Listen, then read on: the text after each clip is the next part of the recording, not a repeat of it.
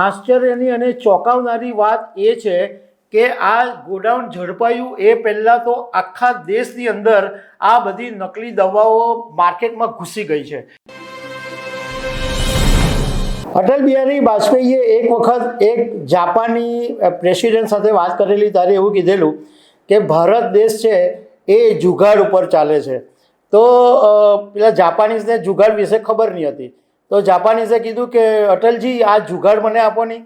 તો અટલ બિહારીએ કીધું કે તમને ક્યાંથી આપી દે, આની પર તો અમારો દેશ ચાલે છે. તો આ વાત એટલા માટે કરી રહ્યો છું કે ખરેખર આ ભારત દેશ જુગાડ પર જ ચાલે છે. કારણ કે અત્યાર સુધી કેટલી બધી નકલી વસ્તુઓની વાત સાંભળી, નકલી પનીર, નકલી ઘી, નકલી ઘી.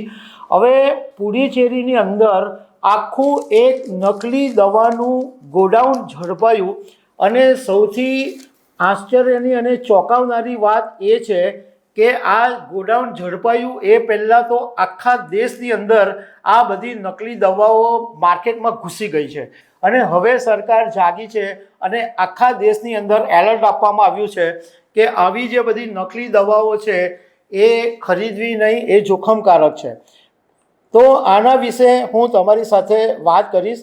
મારું નામ રાજેશ શાહ છે અને તમે જોઈ રહ્યા છો ગુજરાતના સૌથી મોટા ડિજિટલ ન્યૂઝ પ્લેટફોર્મ ખબરછ.com. પુડુચેરીના ડ્રગ્સ કંટ્રોલ ડિપાર્ટમેન્ટ્સે એક ગોડાઉન ઉપર રેડ પાડી અને આ ગોડાઉન લાયસન્સ વગર ચાલતું હતું અને 34 શંકાસ્પદ દવાઓના નમૂના લીધા. તો બધી નકલી દવાઓ નીકળી અને પુડુચેરીનું ડ્રગ્સ ડિપાર્ટમેન્ટ એકદમ ચોંકી ગયું અને પુડુચેરી સરકારે દેશના ડ્રગ્સ કંટ્રોલર જનરલ ઓફ ઇન્ડિયાને પત્ર લખ્યો કે આ બધી જે નકલી દવાઓ છે એ ઓલરેડી બજારની અંદર ઘૂસી ગઈ છે. અને આની અંદર જે નકલી દવાઓ હતી એમાં મોટે ભાગની ડાયાબિટીસ, બ્લડ પ્રેશર, સ્ત્રી રોગ, અસ્થમા, ચામડી એલર્જી, શરદી ઉધરસ એવી દવાઓ હતી. અને આમાંથી શરદી ઉધરસ છે કે અસ્થમા કે એલર્જી ને બધું એ એટલું બધું કોમન છે કે એની દવાઓ ઇઝીલી ધડાધડ વેચાઈ જાય છે. નવાઈની વાત એ છે કે હવે સરકારે તબેલામાંથી ઘોડા છૂટી ગયા એ પછી તાળા મારવા જેવી સરકારે વાત કરી છે. આ બધી દવાઓ આખા દેશના માર્કેટમાં ઘૂસી ગઈ અને હવે સરકારે આ બધી દવાઓ પાછી ખેંચવાની શરૂ કરી છે અને આખા દેશની અંદર એલર્ટ કર્યું છે. ગુજરાતમાં બી એલર્ટ કરવામાં આવ્યું છે. બધા જે મેડિકલ એસોસિએશન છે એ લોકોએ બધી દવાની દુકાનોને પત્ર લખ્યા છે કે આવી કોઈ પણ નકલી દવા છે એ પાછી ખેંચી લેવાની છે, વેચશો નહીં. અને લોકોને પણ એલર્ટ કરવામાં આવ્યા છે.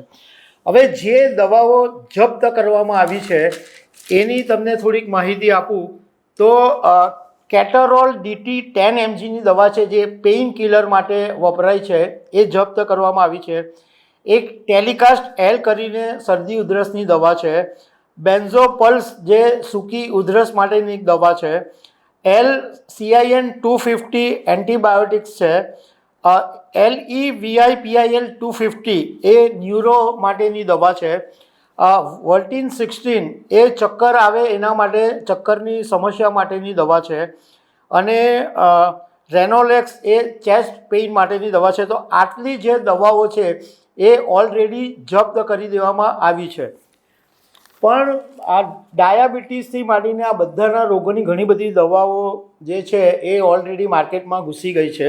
હવે જે લોકો કેમિસ્ટ છે એ લોકોનું કહેવું એમ છે કે નકલી દવાઓ એટલી બધી અસલી જેવી લાગે કે અમને કેમિસ્ટોને ઘણીવાર ખબર નથી પડતી, તો બિચારા સામાન્ય ગ્રાહકોને તો કેવી રીતના ખબર પડે. અને આપણા દેશની અંદર એવું કોઈ મિકેનિઝમ જ નથી કે તમે અસલી દવા કે નકલી દવા ઓળખી શકો. બિચારો આમાં નુકસાન તો દર્દીને જ થાય. ગ્રાહક તો લખી આપ્યું હોય અને મેડિકલ સ્ટોર પર જઈને દવા લઈ લે. એને શું બિચારાને ખબર પડે કે આ નકલી છે કે અસલી દવા છે.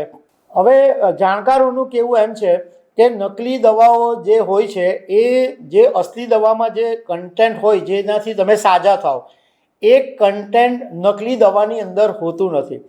તો હવે તમારે નકલી દવા ઓળખવા માટેનો એક જ રસ્તો છે કે જે અસલી દવાઓ તમને જે ભાવે મળતી હોય અને એનાથી 20-25% જો કેમિસ્ટ તમને ડિસ્કાઉન્ટ આપતો હોય તો તમે સમજી શકો કે આ નકલી દવા હશે, કારણ કે જે અસલી દવાનું જે માર્જિન છે એ 10થી 15% છે, અને જો એ કેમિસ્ટ 25% સુધી તમને ખાલી ડિસ્કાઉન્ટ આપી દેતો હોય તો તમે સમજી શકો કે આ જોખમી છે, આ નકલી દવા હોઈ શકે છે.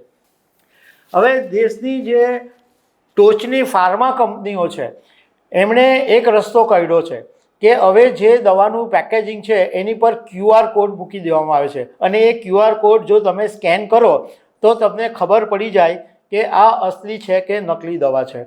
પણ આ ખરેખર બહુ જ શરમજનક અને આ ચોંકાવનારી વાત છે કે લોકોના આરોગ્યની સાથે આવી રીતે ચેડા કરનારા લોકોની સંખ્યા વધતી જાય છે.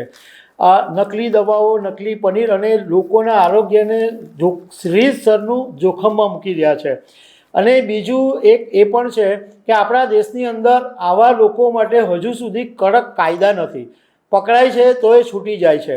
તો એના માટે પણ ઘણી બધી વખત માંગ કરવામાં આવી છે કે આવા નકલી ખોરો માટે કડકમાં કડક કાયદા બનાવવામાં આવે. તો દર્શક મિત્રો, આવી અનેક વાતો સાથે અમે તમને મળતા રહીશું. Thank you very much.